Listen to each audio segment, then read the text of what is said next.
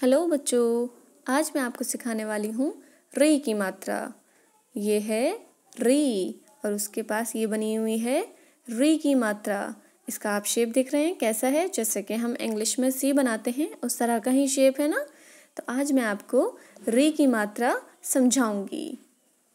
री की मात्रा हमेशा व्यंजन के नीचे लगाई जाती है, ठीक है। आपको ये याद रखना है। री से ऋषि। बच्चों, हम र व्यंजन के नीचे री की मात्रा नहीं लगाते, वहाँ पर हम री स्वर का ही प्रयोग करते हैं। जैसे री से ऋषि, री से ऋषि। मेरे साथ साथ आपको इस तरह से ही पढ़ना है। री से ऋषभ, ऋषभ कहते हैं बैल को। री से ऋषभ, ठीक है। ये है ऋतु, री से ऋतु, ऋतु कहते हैं सीजन को। ये है मृग, जैसे कि मैंने आपको बताया री की मात्रा व्यंजन के नीचे लगती है तो यहाँ पर लगी हुई है। मृग कहते हैं हिरण को, मृग यानी हिरण। ये है वृक्ष, वृक्ष कहते हैं पेड़ को। व के नीचे री की मात्रा वृक्ष, वृक्ष यानी पेड़। ये है नृप यानी राजा। न के नीचे री की मात्रा नृप, नृप यानी राजा। ये क्या है? गृह यानी घर। ग के नीचे री की मात्रा गृह, गृह यानी घर। ये क्या है?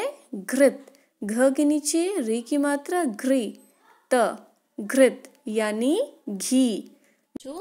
तो आशा करती हूँ आपको री की मात्रा समझ आ गई होगी। मैंने जैसे कि वीडियो में समझाया, फिर भी एक बार और देख लेते हैं। देखिए, ये है री और उसकी मात्रा कैसे लगती है, हमेशा व्यंजन के नीचे लगती है। और इसका शेप कैसा है, देखिए सी की तरह। इंग्लिश में जैसे हम सी बनाते हैं उसी तरह है ना ये री की मात्रा का शेप। तो चलिए री बनाना एक बार फिर से देख लेते हैं। री कैसे बनाएंगे आप? एक सीधी लाइन बनाएंगे, एक ये आड़ी लाइन और फिर एक और आड़ी लाइन बना दी और इस तरह से ये हो गई री, ठीक है। इसी तरह से आपको री बनाना है। री बनाने में बहुत गलती करते हैं आप, ध्यान से देखिए री किस तरह से बनाएंगे। ये है री, ठीक है। और इसकी मात्रा किस तरह से लगती है? ये है इसकी मात्रा सी की तरह और हमेशा व्यंजन के नीचे लगाई जाती है री की मात्रा। जैसे हम क हमारा व्यंजन है और क के नीचे हम री की मात्रा लगाएंगे, कैसी आवाज आएगी? क्री।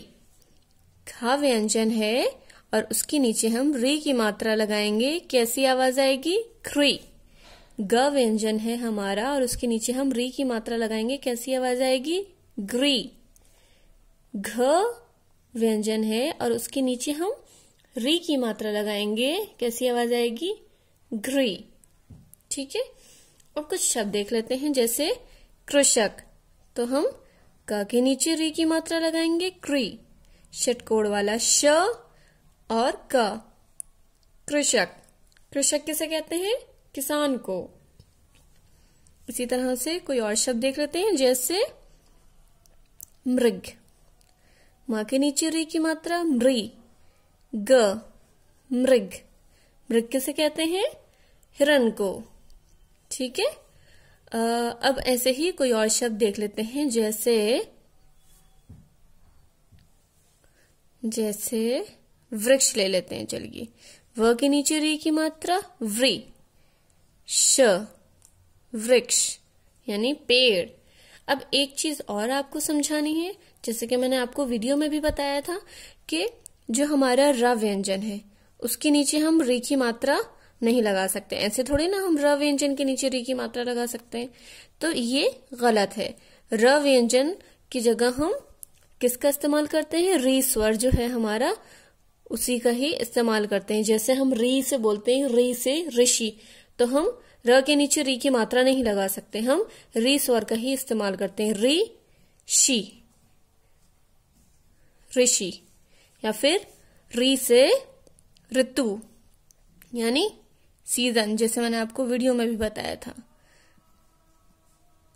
ऋतु, ठीक है। यह री से ऋषभ यानी बैल। तो आप समझ गए र व्यंजन जो है उसके नीचे री की मात्रा नहीं लगाते, उसकी जगह हम री स्वर का ही इस्तेमाल करते हैं। री से ऋषु, ऋषि। ठीक है, तो आप समझ गए ना ये। अब ये कार्य आपको सिर्फ समझाने के लिए था, आपको अपनी कॉपी में नहीं करना है। आपकी पुस्तक है स्नेह प्रभा। अब यहाँ पर हम पेज नंबर 83 पर देखेंगे री की मात्रा के जो शब्द दिए हुए हैं। आशा करती हूँ अब आपको री की मात्रा समझ आ गई होगी। देखिए ये है री, और री की मात्रा किस तरह से लगाई जाती है, ये है री की मात्रा। और कहाँ लगाई जाती है, हमेशा व्यंजन के नीचे लगाई जाती है री की मात्रा, ये आपको याद रखना है। ये पिक्चर किस चीज की है बताइए, मृग यानी हिरन। मृग कहते हैं हिरन को। तो यहाँ पर मृग कैसे लिखा हुआ है, देखिए माँ जमा री की मात्रा। कहाँ लगाएंगे हम री की मात्रा, माँ के नीचे, ग, मृग यानी हिरन। ये है पृथ्वी यानी प्लैनेट। हम कहाँ रहते हैं, पृथ्वी पर रहते हैं ना, और हमारी पृथ्वी कैसी है, गोल। तो यहाँ पर देखिए पृथ्वी कैसे लिखा हुआ है, प के नीचे री की मात्रा, आधा था, वा पर बड़ी की मात्रा, पृथ्वी। अब नीचे ये शब्द दिए हुए हैं कुछ, इनको भी आप मेरे साथ साथ इसी तरह से पढ़ेंगे जैसे मैं पढ़ रही हूँ। बोल बोल कर पढ़िए। ये है देखिए क के नीचे री की मात्रा लगाई, क्री, षटकोण वाला श, और उस पर कौन सी मात्रा लगी हुई है, छोटी की मात्रा, कृषि। ठीक है, यानी खेती। कृषि कौन करता है, किसान। ये है मृदु यानी कोमल, मुलायम। ठीक है, ये है आकृति। आकृति यानी शेप, आकार। ये है वृत्त। वृत्त किसे कहते हैं, गोल चीज को, कोई भी गोला। ठीक है, वृत्त। ये है मात्र यानी माँ। ये क्या लिखा हुआ है, पितृ यानी पिता। अमृत, अमृत किसे कहते हैं, जैसे हमने कहते हैं ना अमृत पीकर आए हो, जो अमर हो, अमृत पीकर कहते हैं वो अमर हो जाता है, मरता नहीं है, अमृत। ये है कृतज्ञ यानी आभारी। ये है पृथक, पृथक यानी अलग। ये है कृषक यानी किसान। मृग यानी मैंने आपको बताया था मृग किसे कहते हैं, ये भी मृग है ना, मृग यानी हिरन। कृपा यानी दया। कृपा, कृपा का अर्थ क्या है, दया। एक बार और फिर से इन सारे शब्दों को पढ़ लेते हैं। कृषि, मृदु, आकृति, वृत्त, मातृ, पितृ, अमृत, कृतज्ञ, पृथक, कृषक, मृग, कृपा। ठीक है, नंबर 84। इसमें आपको पुस्तक अभ्यास कार्य क्या करना है, प्रश्न पढ़ेंगे तभी पता चलेगा ना। तो चलिए प्रश्न पढ़ते हैं। लिखित प्रश्न यानी इसमें आपको कुछ लिखना है।